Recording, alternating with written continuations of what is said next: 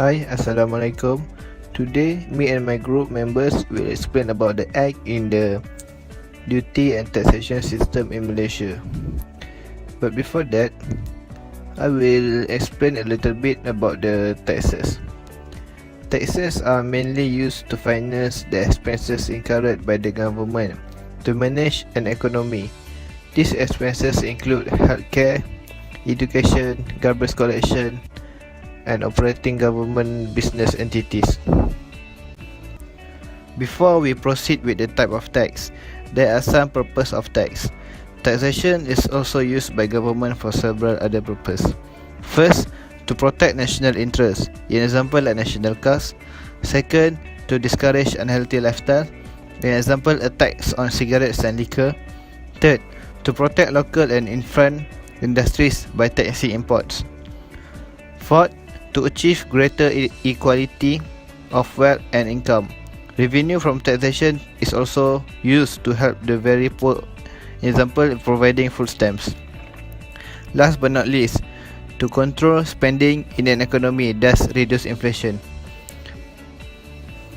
So that's all for the purpose of tax.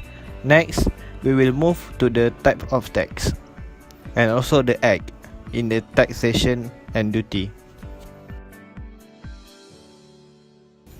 Next is type of tax. Type of tax is divided by 4, which is import and export duty, excise duty, vehicle levy, and SST. Type of tax is under Section 2, Custom Act 1967. Custom duty means any import duty, export duty, tax, surcharge, or charge imposed by or under this act. It includes any export duty under any written law or a contract to which the federal government or the government of any state is a party or to which such government has concerns. I will explain more about the import and export duty. Import and export duty is a charge for the movement of goods to a political border. Duty import imposed on goods import into Malaysia, while export duty imposed on goods export out of Malaysia. The amount of duty is relied on the value of goods and tariff code set by the Royal Malaysian Custom. Import and export duty is under Section 12, Custom Act 1967. The minister may, from time to time, fix for the purpose of the levy and payment of custom duty the value of any dutiable goods. Then, under section import and export duty is divided by 2, taxable goods and non-taxable goods. Taxable goods is declaration for dutiable goods. Import by sea and air must be made within 30 days of the day of arrival the goods. Is according the requirement of Section 78, Subsection 1 of the Custom Act 1967. The dutiable goods import by land must be declared and pay duty upon arrival. Duties must be paid within 14 days after it is approved by custom. If the declaration is not made within the prescribed period, the custom officer may, by notice in writing, require the importer either by himself or through his agent to submit import declaration within 3 days of receipt notice. In the event failed, import declaration is made within the prescribed period. Custom officer may seize the goods according to the provision provided under Section 114 of the Custom Act 1967. Next is non-taxable goods. Non-taxable goods is for goods that are not dutiable import by sea and air. Declaration must be made within 10 days of the date of arrival of goods according to the requirement of Section 81, Subsection 1 of the Custom Act 1967. For goods that are not dutiable import by land must be declared on arrival. If the declaration is not met within the prescribed period, the custom officer may, by notice in writing, require the importer either by himself or by his agent to submit import declaration within 3 days of receipt of the notice. In the event failed, import declaration is met within the prescribed period. Custom officer may seize the goods according to the provision provided under Section 114 of the Custom Act 1967. Next is the SST. Sales and Service Tax or SST was used in Malaysia on 1st September 2018, replacing the Goods and Services Tax, which is GST. The sales tax is imposed only to the manufacturer or consumer level, and the service tax is imposed to the consumer who are using tax services. SST rates are from 5 to 10% to specific rates. T is a specific tax imposed on 5 control items, which are motor vehicle, tobacco, gambling card, mahjong tiles, and liquors. The main reason is to cut consumption pattern in order to protect national interest and discourage unhealthy lifestyle. Firstly is excise for tobacco. Excise for cigarettes, tobacco, and tobacco products have been used by Malaysia since 2005. Increasing in cigarette price reduce the consumption by smokers, encourage people to quit smoking. This is because there are many diseases can be happen, such as cancer and diabetes caused by the smoking. Usually the smuggler use the road and water transport to bring the cigarettes without the custom declaration. These cigarettes usually came from Thailand and Indonesia. They will put the duty unpaid cigarettes by pack it with other goods such as flour and clothes. Following information received by the department, he said the total value of the confiscated contraband cigarette was about 5.87 million ringgit. Fourth item is gambling cards. Gambling cards have been used for casino games. In Malaysia, there are one legal casino place at Genting Highlight Resort since 1971. The tax imposed because there are many people, include visitors and foreigners from outside, come to play at Malaysia. Thus, this will increase the government income.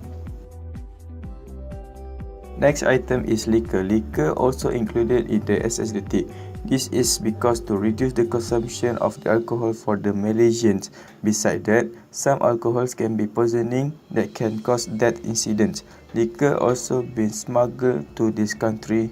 The operation of smuggling is same as the cigarettes. The duty for liquors imposed for each of the bottle. Next item for excise duty is vehicle. These excise duties imposed on foreign manufactured cars have made them very expensive for consumers in Malaysia. These taxes are also one of the highest in the world. This makes most foreign cars extremely expensive for buyers, although cheaper in other countries. These taxes cause a foreign car to cost almost 3 times or 300% more than the original price. Next is mahjong tiles. Mahjong tile is a product that imported into Malaysia. This game is being played at the casino place.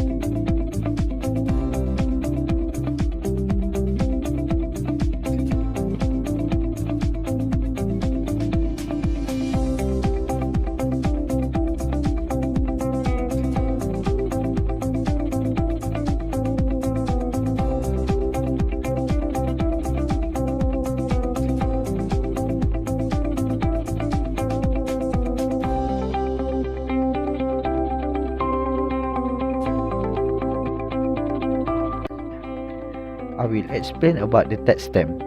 Custom Regulation 1977, Rule 18, License for importation of liquors, tobacco and denatured soy. Rule 19, Form of license. Tax stamp, a kind of tax stamp approved by the government and must be labelled on each packaging container for all import liquors and cigarettes. Tax stamp also apply to liquors that are manufactured and bottled in the country. The tax stamp only valid to be used for the above mentioned purpose by using supplier who appointed by the government. The objective of tax stamp: facilitate the identification, prevent fraud and smuggling of cigarettes and liquor, ensure safety country. Tax stamp for cigarette, there are three security for the tax stamp can be seen with the naked eyes, cannot be seen with the naked eye except if equipment specifies, and lastly forensic. Lastly, we can conclude that there are many taxes that are implemented in Malaysia, which are import and export duty, excise duty, SST and vehicle levy. So besides that, we can conclude that the main reason for the taxation implemented is to control the consumption of the customer in Malaysia, of the consumer in Malaysia. So thank you for watching this video. Good luck for this semester. Thank you. Bye.